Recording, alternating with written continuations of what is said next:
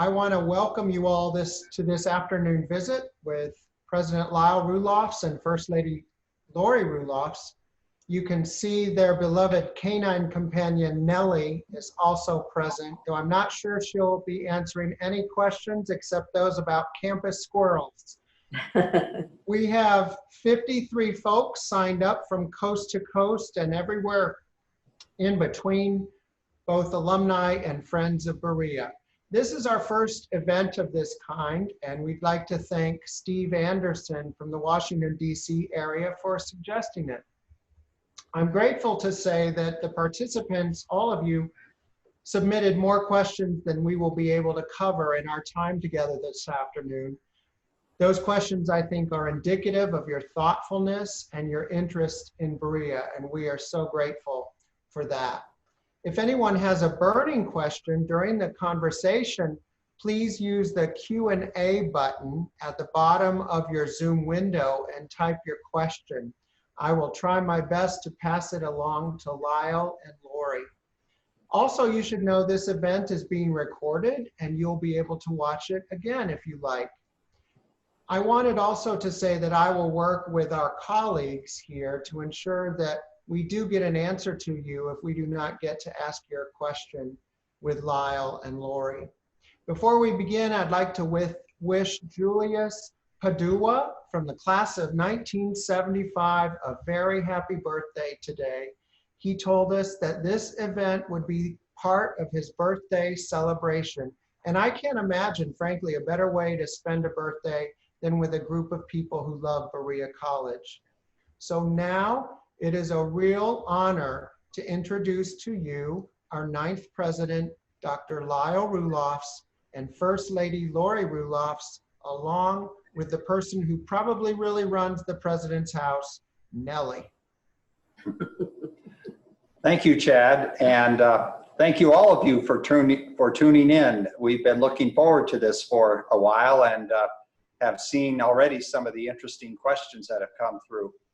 Overall, Berea is doing very well, and we will be happy to share any of the details that you're interested in.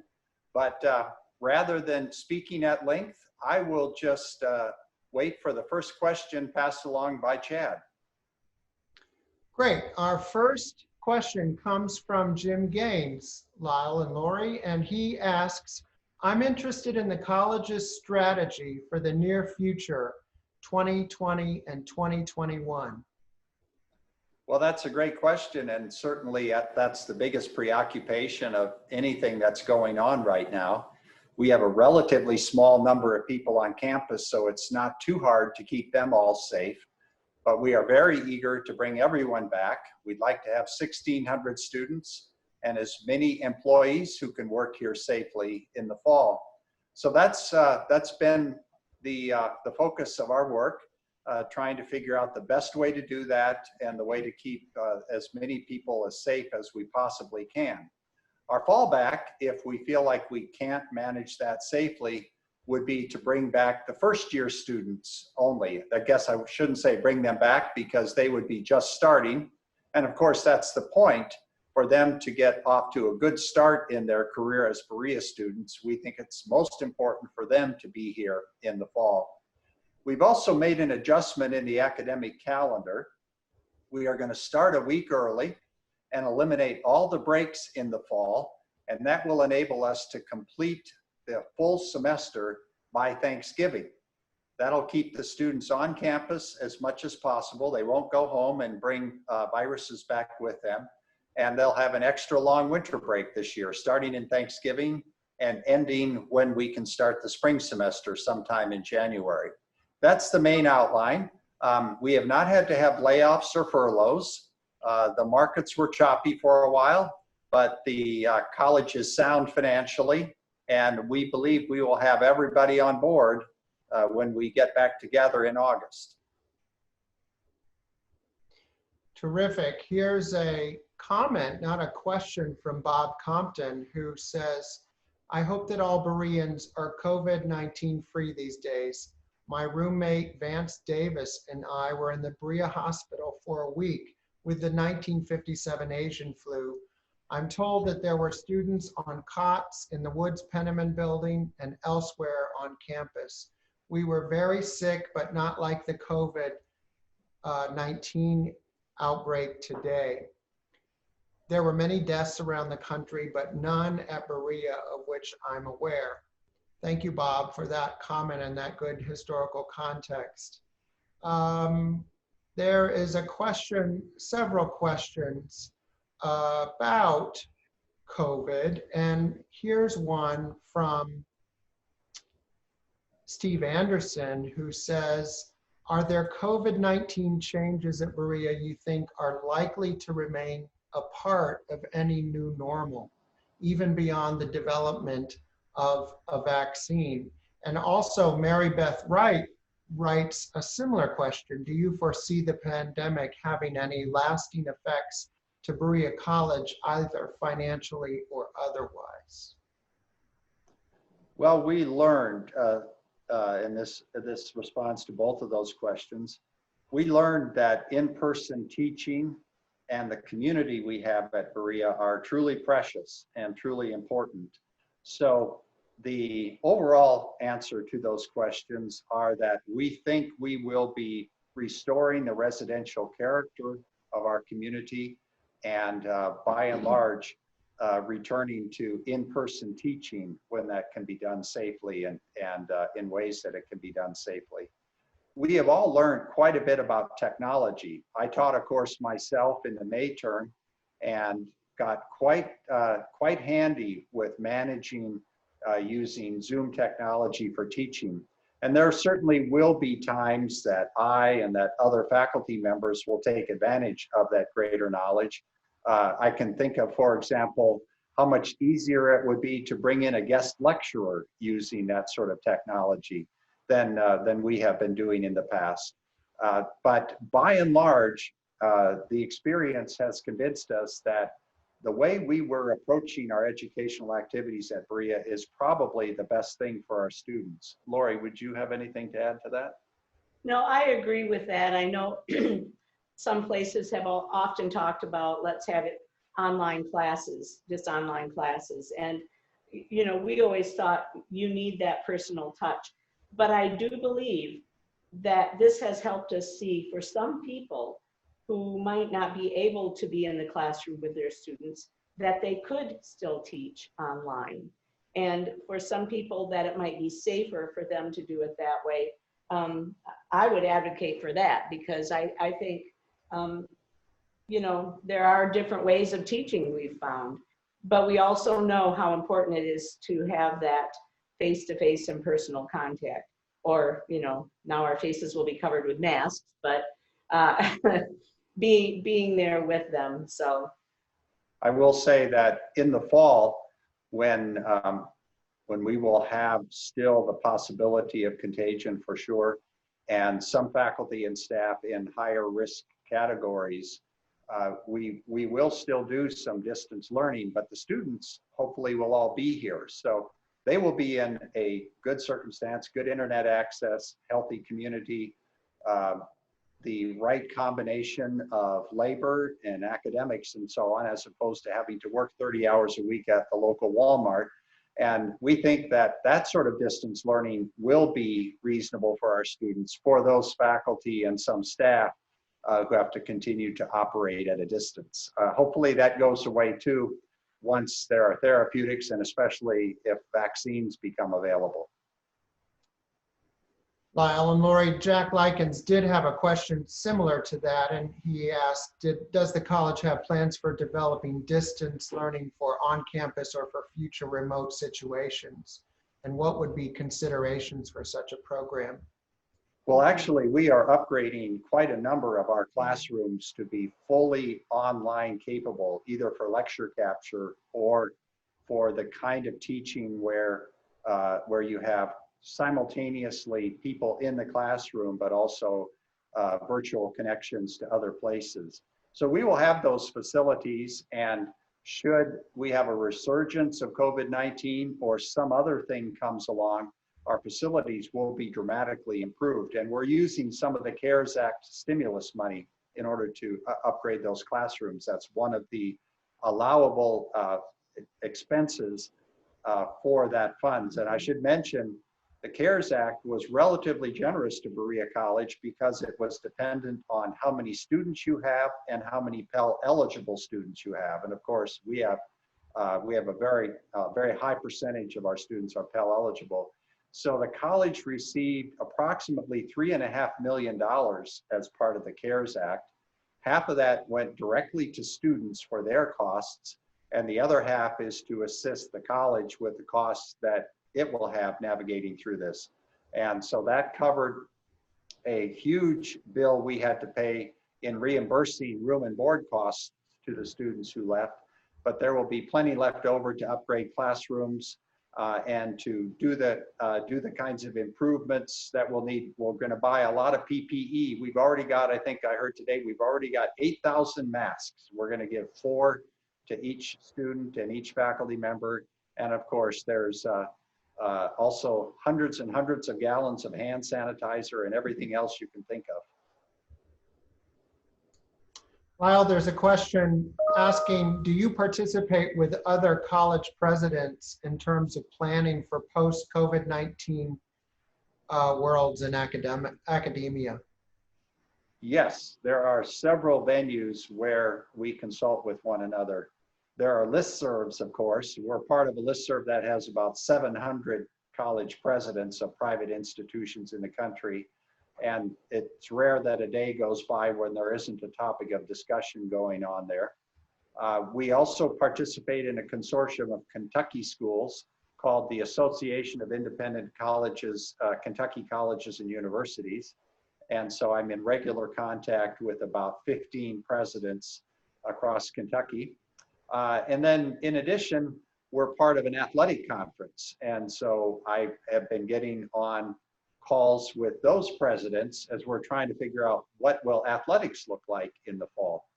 So there's actually plenty of dialogue. And at the level, at the point of decision, when we had to decide to close campus, I was talking to both Will Jones, who's a Berea alum, who's a president at Georgetown College, to John Roush, who's the president of Center College, and also to Eli Capilouto at the University of Kentucky. So I was getting input from a variety of different institutional circumstances, all of which was helpful. But I think at the end of the day, we actually managed that situation better than either of those 3 institutions did. So I think they learned something from us too.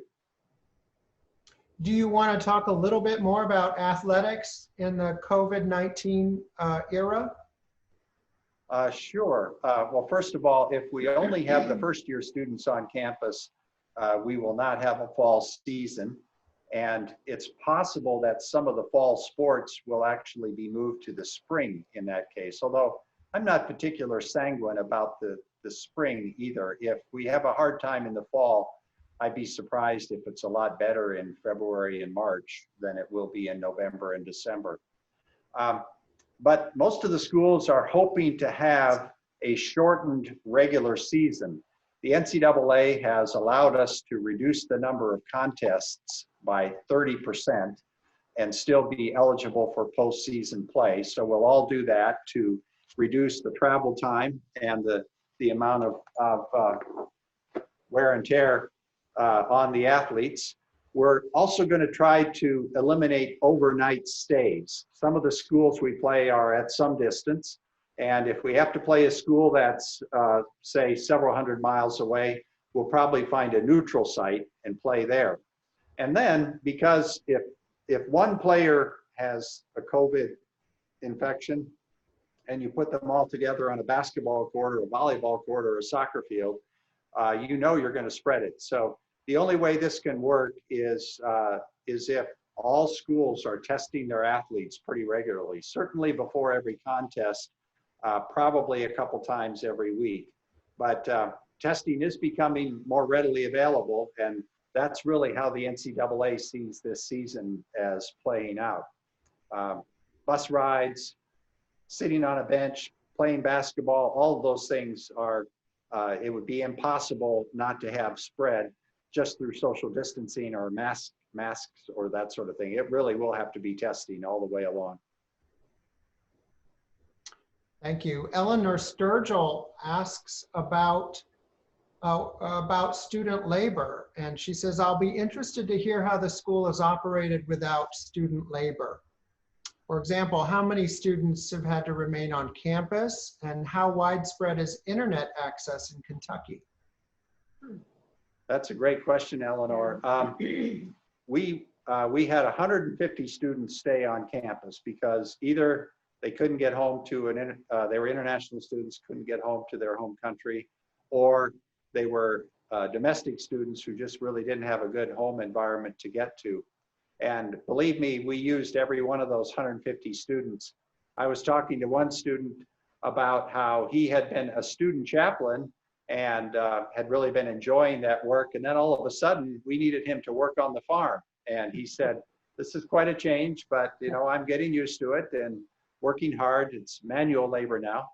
And they're working everywhere, just like usual. There's a student who works on the yard at the president's home, and there are students working in food service, and you know, they're pretty much working everywhere that they always do. For TAs, for faculty members who were teaching suddenly remotely, they still needed their TAs. If the person who had been TAing for them had gone home but had good internet access, we kept them working. We also employed some students who went home to the town of Berea or nearby. We kept them working. So it was quite a challenge. You know, normally we have 1,600 very skillful part-time workers, and suddenly we were down to about 150.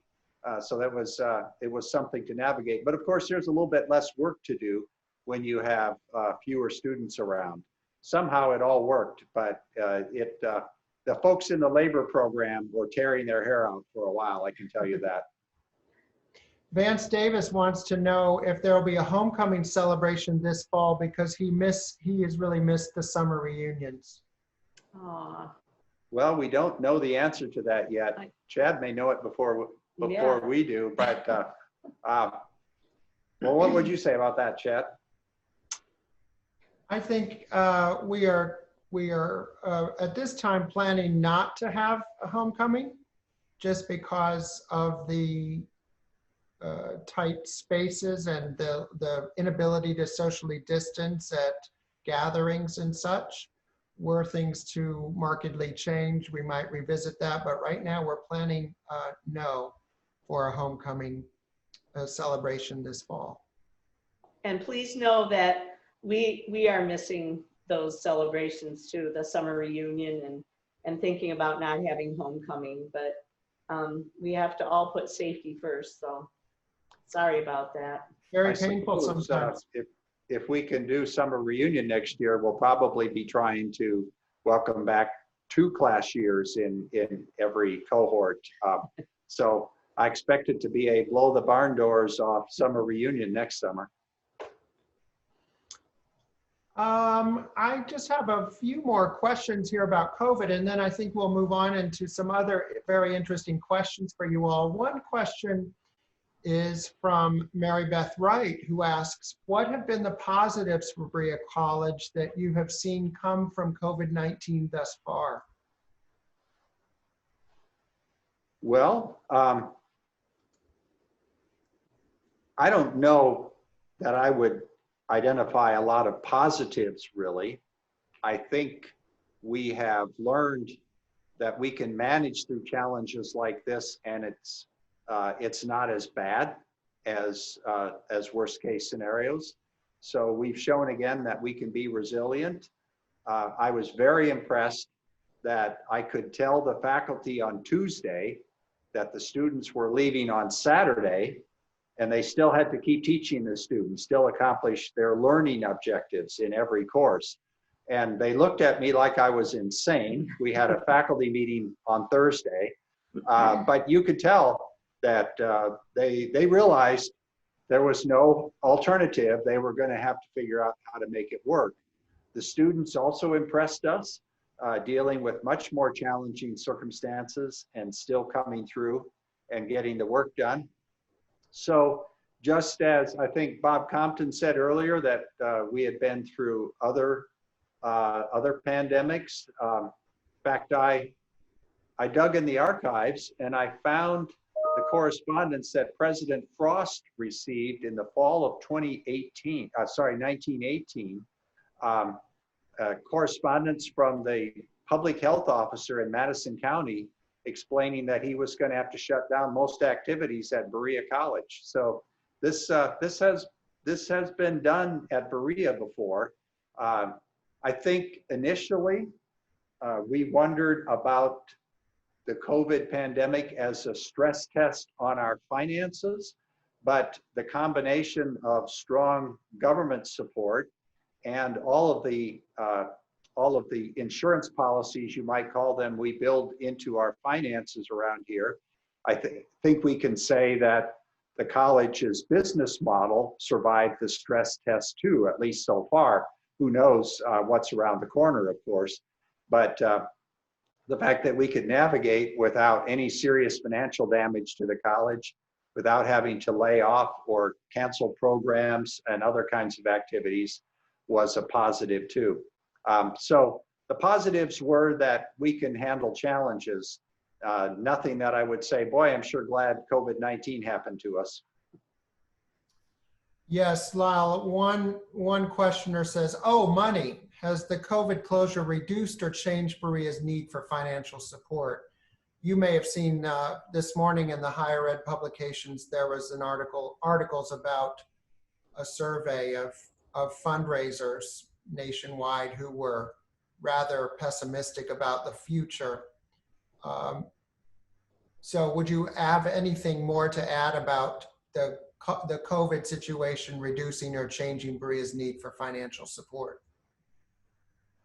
Well, yeah, I have quite a bit to say about that.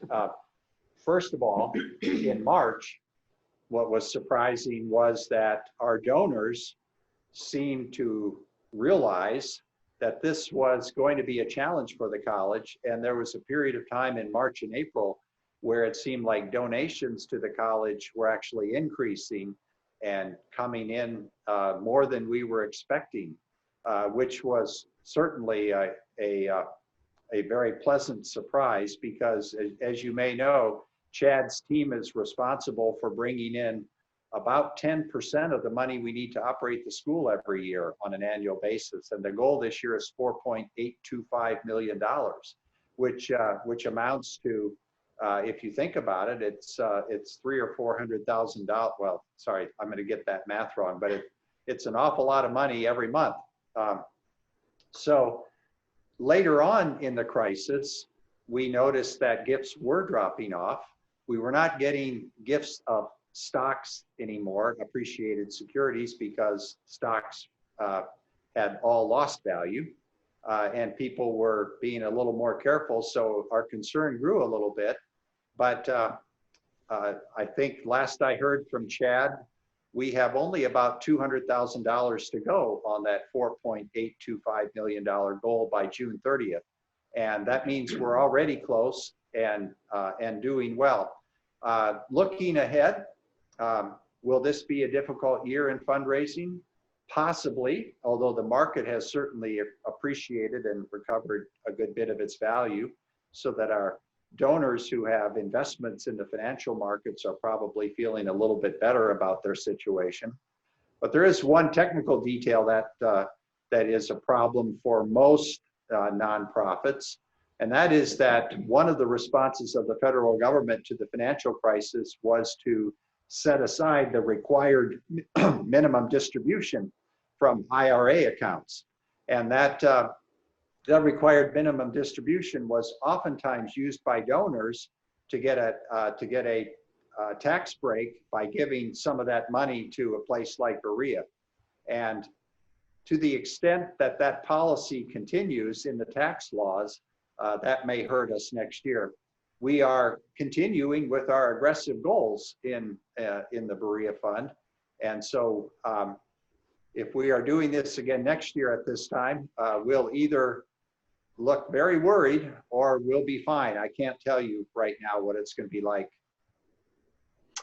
Lyle, William Upham on Q&A asks, are all Berea College students provided with computers, whether they are on campus or living at home, and so they can take courses remotely?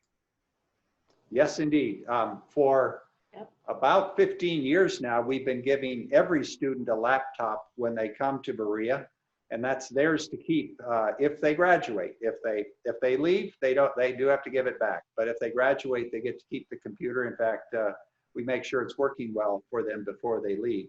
That was a huge resource because as we sent our students home, we knew they'd at least all have a computer.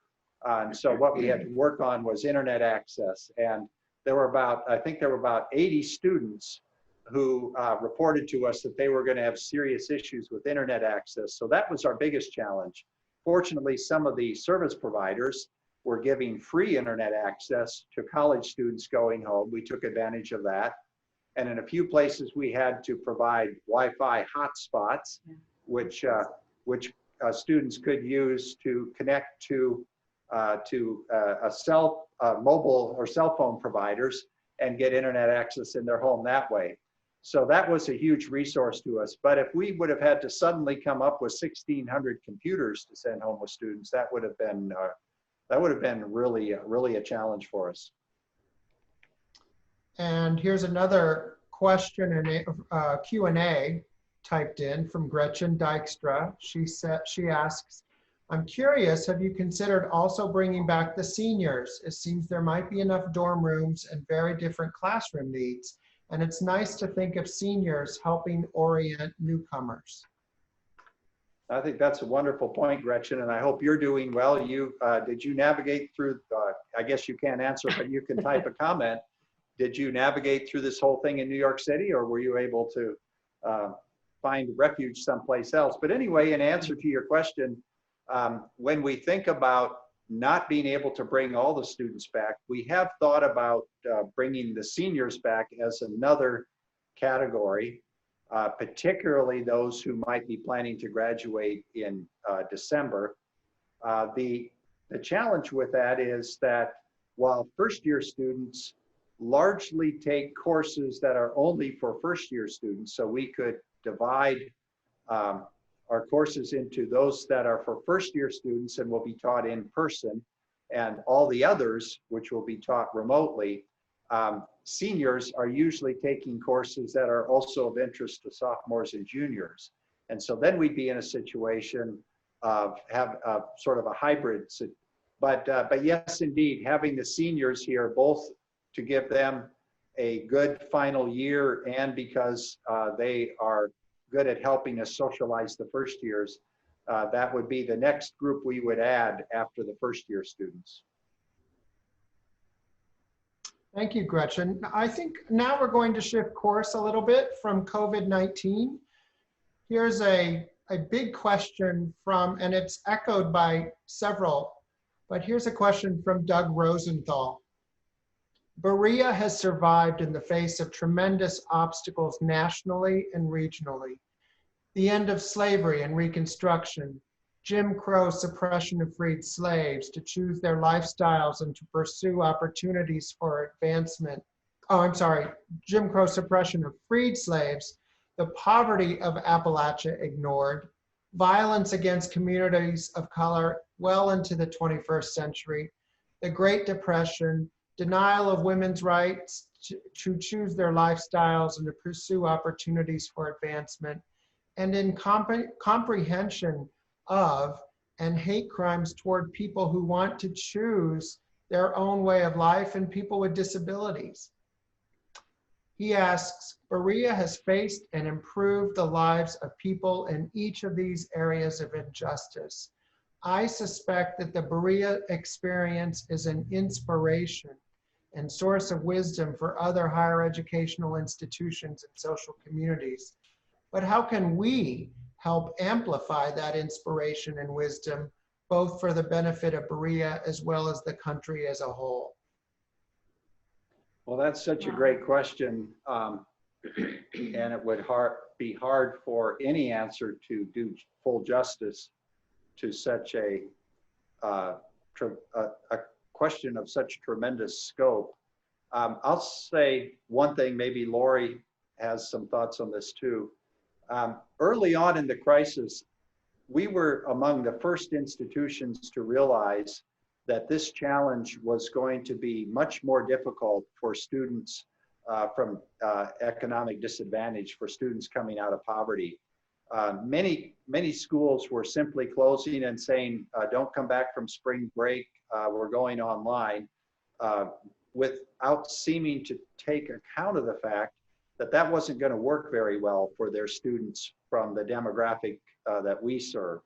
And we got some attention in the national press, several interviews by major outlets, because we were among the first to point that out. And then I began to see other institutions realizing they had work to do in that area too. So that's a small example, but Berea does garner enough national attention that some of what we do does influence the community out there, and hopefully make it in a way that helps the rest of the community serve that population of students better. Yes, I would agree with that. And because we do think about our students and that where they come from, and that things like having to suddenly go home and classes online, that's going to be harder for them than for other students. And I think because Berea is so good about thinking about that and about taking care of our students, that we all just right away fell into that mode, that how are we going to do this? How can we help them? And we heard from people that, well, my kid's school said, don't come back. And then they'd say, come back and get your stuff. And, you know, it was just very confusing for some of them. So I have to credit Lyle and the vice presidents here. I think they work so hard, and they meet every day still for at least for an hour, just to make sure they're keeping up with everything. But they were so thoughtful about our students and about the faculty and staff and about taking care of everyone. And I think that's just the Berea way. That's how we always do things. So that has helped us a lot. And I think other places have seen that and learned from us too. But taking that question from you, Doug, wouldn't that be a wonderful outline for a serious book that says that studies how did higher education across our country respond to these national challenges? And it would take a lot of work to see how different institutions navigated through the Great Depression, or through the pandemic of 1918, the Spanish flu epidemic, or I think it's a little more obvious that most institutions in the South did not step up to respond to Jim Crow in ways that the HBCUs and a few schools like Berea did. But it would be a really interesting, thought-provoking study, and I'm sure it would get some national attention. That sounds like a job for Chad Berry, the historian writer. You know what I often say and observe at Berea is that we work very hard to ensure that were our founder, John G. Fee, to return to campus, that he would be pleased with what he would see. And somebody told me the other day that she wasn't very certain that every higher educational institution could say that about their founders. And yet I think the prescience and the wisdom and the courage of John Fee in starting Berea in the way that he did means that our mission is every bit as relevant and essential in the 21st century as it was in the 19th, right on the eve of a civil war. Yeah, it would be fun to have Reverend Fee come back and take a look. There was an actor who did John Fee impressions when we first came, and he actually visited the college and impersonated John G. Fee at one of our commencements, and I thought that was just great. But that idea of, mostly we focus on telling the great story of transformation and empowerment that we work on for our students. we don't very often look at the flip side of that, and that is, what do we do when there are huge social injustices out there or terrible challenges for the country as a whole? What do we do in those times of duress? Very interesting question, Doug. Thanks for asking that. Here's a similar question from Tony McNair, who asks, how can Berea use its long history of educating Black Americans to change how some other institutions of higher learning in the South carry out their similar calling? Wow, what a question. That's a tough one.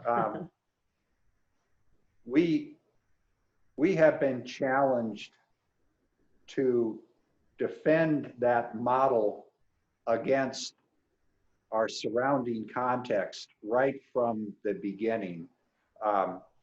The time early in the Civil War, the college was actually closed down by hostile elements in the area. And again, at the end of the 19th century, when the segregation era came along, we were attacked by the power structures in Frankfurt, and then we were not rescued by the Supreme Court. And then even in the time that Laurie and I have been here, we've had instances where the community is challenging students with racist comments, with homophobic comments, and so on.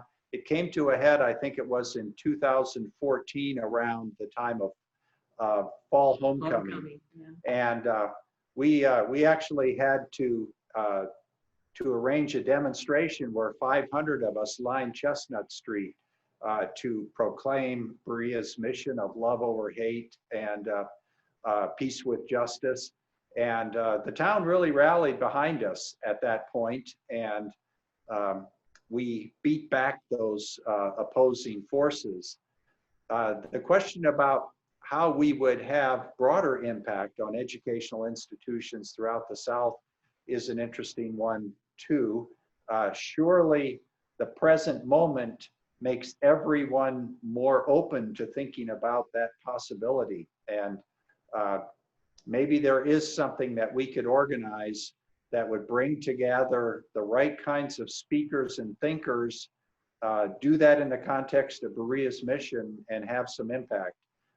We are beginning to think a little bit about that idea right now, because it does seem like another moment has arrived where the world is open to that question, and it will get attention. Do you have anything to add to that? No. Here's a question similarly from Peter, who says, I know Berea has a history that honors racial balance, and I know there has been a real push to bring in students of color, but have there been discussions or thoughts on how Berea will address the need for open dialogue surrounding racism? And another question from another person says, what is Berea doing for students about the George Floyd protests? Well, I know when the students aren't on campus, it's a little different. I have been writing daily updates. I started almost immediately after the students left campus, so there's an email update virtually every day that lets students know what's happening on campus and how the COVID-19 challenge is being dealt with and what they can look forward to. We just announced, for example, that we're reopening Seabury Arena, Seabury Center, so that students can resume working out, faculty and staff, and so on. As the police brutality, Black Lives Matter issue became so important, that daily update is referencing that situation too. And Provost Linda Strong-Leek wrote a beautiful statement of Berea's thoughts on this matter. And before I knew it, we had hundreds of signatories for that statement, and it's been published now in the Courier Journal in Louisville and in the Richmond Register and in the Berea Citizen with all those names supporting it. So we're out there that way. Frankly, we were already worried how this fall was going to go prior to COVID-19 and prior to George Floyd. Um, we have a very diverse student body politically. We have students who come from counties where Trump gets 80% of the vote. And then we have students who are very progressive, who are fearful of the influence of that kind of politics on their lives. The students who are gay, or the students who are persons of color, immigrants especially, our international students. So we were already expecting that the election season was going to be a time of trauma and challenge in having conversations on campus. And certainly what has transpired is making that even harder for us. When I talk to students of color, I don't get a sense of great fear, great anxiety, certainly some. But when I talk to faculty and staff and parents of color, boy, do I hear anxiety. Boy, do I hear that weariness that comes from this can't be happening again. Just another reminder that we're not safe in this culture. So it's a real challenge, and we expect to be working very hard on that throughout the fall, and probably in the aftermath of the next presidential election too. I don't know, what would you add to that, Laurie? Well, just like when Ferguson happened, and some of our students went there to protest, and on campus then we had a lot of different meetings in the evenings, forums, vigils, and we would participate in those with the kids, you know, just giving them a chance to talk, to come together, to express their anger. And we'll do that again. You know, we try to see what they need. We have a committee called Students of Concern, and so and I'm on that, so I often hear about some of the students who are really upset about something, and or we can bring those to our counselor who's there. You know, we just want to make sure everybody's being heard and taken care of. So we'll just do everything we can for them when they get back. I mentioned that daily update before. Shortly after the COVID situation got underway, I invited faculty and staff to share perspectives from their disciplines. And that showed the value of inquiry, scholarly inquiry, because the kinds of contributions that came in included the scientific perspective and how important that was. It also included the fact that when something like this happens, there's a great danger of stigmatizing people from China, where this came from. One biophysicist pointed out that the first scientific progress on understanding the coronavirus was actually out of a lab in Wuhan, China. So the resources that a learning community has can be deployed to great effect and to help these kinds of situations. And in a way, you kind of welcome the challenge, because you can thereby satisfy students that it really is worthwhile to develop the intellectual discipline, the life of the mind, that it enables you to navigate these challenges more successfully. Thank you for those good responses. Here's a similar question that reflects perhaps another element of our 8 great commitments. The questioner asks, Berea is one of a small number of work colleges in the United States. Should the work-study/labor college model be an important focus of educational reform in its own right? Well, absolutely. Yeah. And I would say that on a webinar at any time. You don't need a crisis to convince you of the value of the labor program. I could rehearse all the advantages, but it's the stories that make the most impact. When in our first year, we were going around meeting groups of Berea alums I was asking these groups, what was the most compelling part of your Berea College experience? I was also asking them things like, where do we need to keep on working to make it better? But on that one, what was the most important part of my Berea College experience? 80% of the alums, and I was writing all these down, collecting these and keeping track.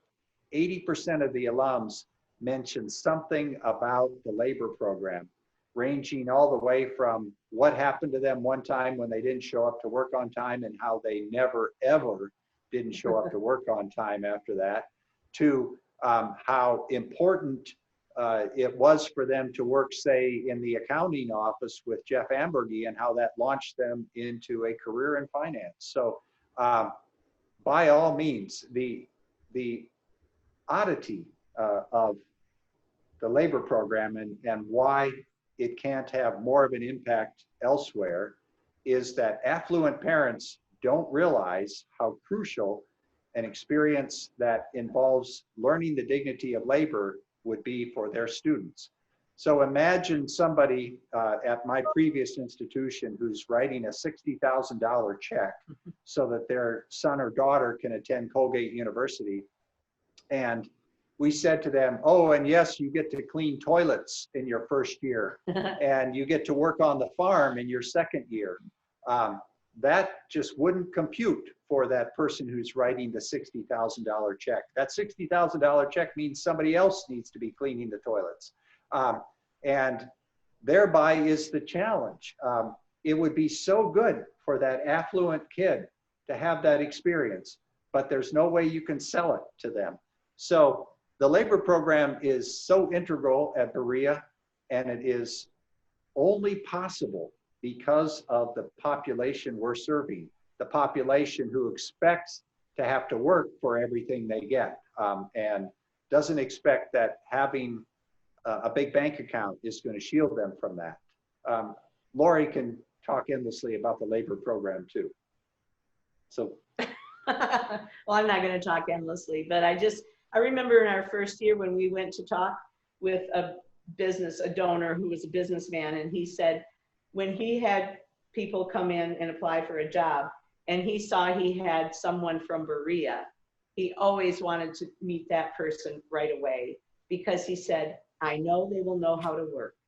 And that just really struck us so much. I mean, it's so amazing that that's what happens. And I think our kids realize it too. They may fuss when they're here about having to work, but in the end, they learn and they love it. So. Plus they have the feeling that my contribution is necessary for this place. If I do a bad job cooking the chicken at lunchtime, somebody's going to eat burned chicken or undercooked chicken. And if somebody else doesn't do a good job cleaning in the residence hall, I have to live in a mess. And so they realize that they're working for each other as much as they are working for the college.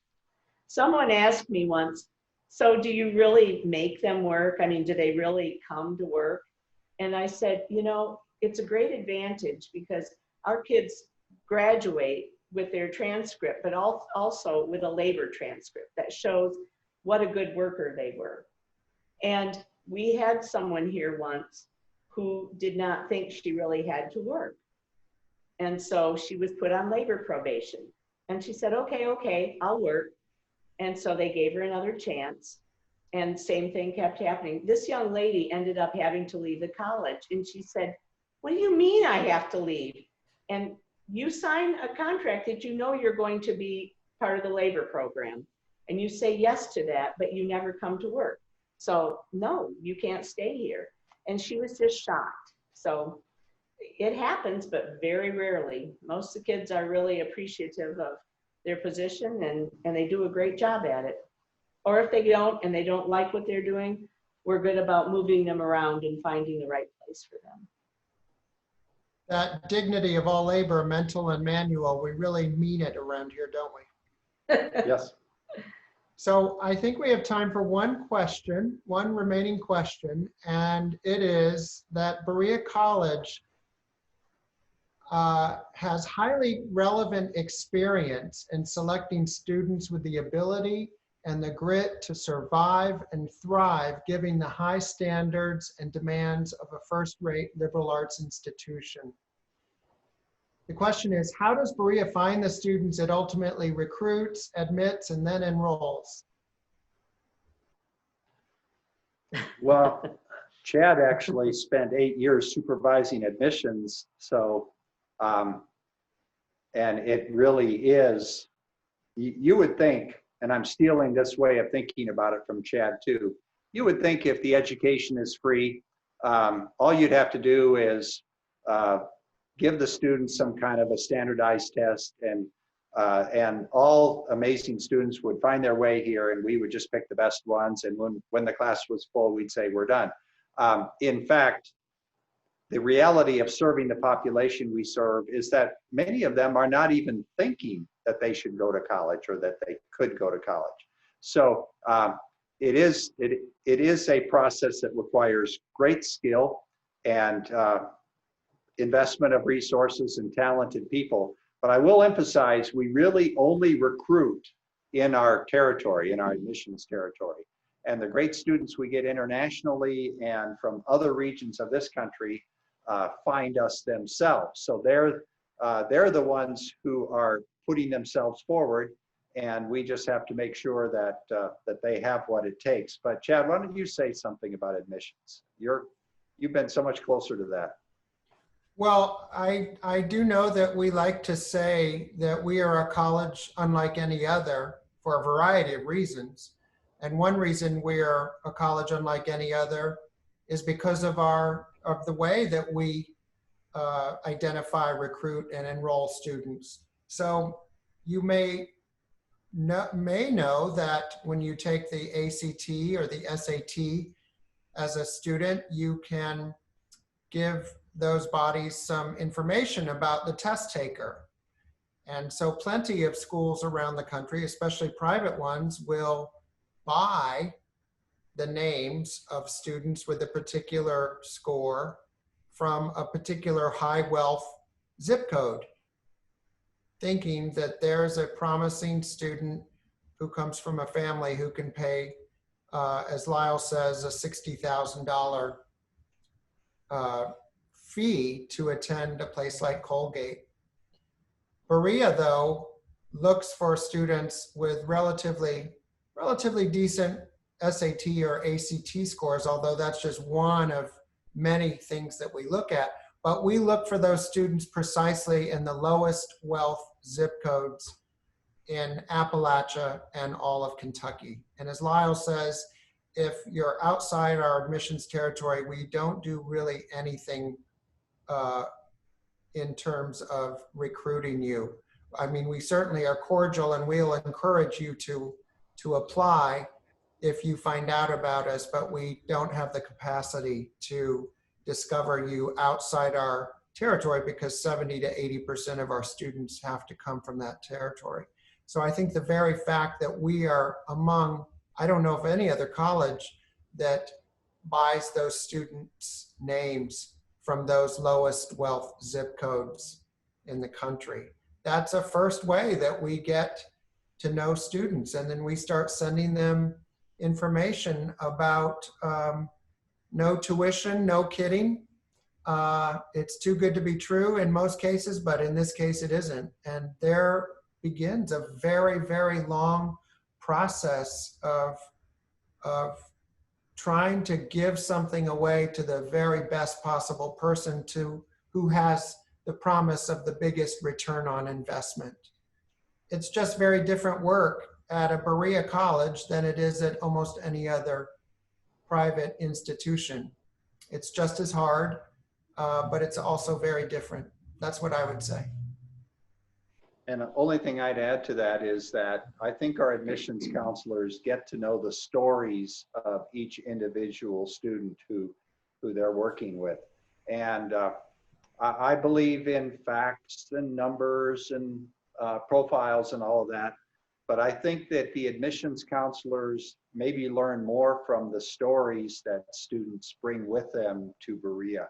And some of those stories show the extent to which a student has already overcome amazing challenges and has not only survived, but is ready to take the next step. That's the kid who gets the most from Berea College. The kid who is, for some reason of internal resources, support of family and friends, has already managed some very serious challenges. In We're fact, coming up. that's the advantage they have over the affluent kid. The affluent kid hasn't yet determined if he or she can get through one of those challenges. So I'm fond of telling the Berea student, that's where you're ahead of that kid who goes to a wealthier school. You've already shown that you can handle challenges that come your way. They're still wondering. Lyle, Laurie, and wherever Nellie ran off to, maybe to go get a squirrel or something. The end of the hour is nigh, and I think it's gone very quickly. It's been wonderful to hear these conversations, your questions and Lyle's and Laurie's answers. I wanted to just thank our information services and systems team for making this possible, and also those in major and planned gifts who worked so hard to pull this off. And especially thank Lyle and Laurie and all of our participants for joining in. Lyle and Laurie, I'll give you the final words. You go first. Well, I would just like to say thank you for being with us. We hope you're taking good care of yourselves, doing the best you can to stay healthy. People say to us, how are you doing? Because I think Lyle's actually busier these days than usual. There's just so much going on, but we try to take time to read, to be outside. We have wonderful birds in our backyard. We've got this long list of really incredible birds we've seen. I'm still planting flowers for the butterflies and have a big field of flowers and milkweed started. So, you know, we're trying to do the things that keep us healthy and happy. And I sure hope you're doing the same thing. And I'll just say thank you for being a Berean. Anybody who is signed on to the mission, whether you've ever been here or whether you have just come from another place and adopted our mission and our model, we thank you for that. And I agree with Laurie, take care of yourself. We need all the Bereans to navigate as well as they can through this crisis. Absolutely. Thank you, Chad. Thank you, everyone.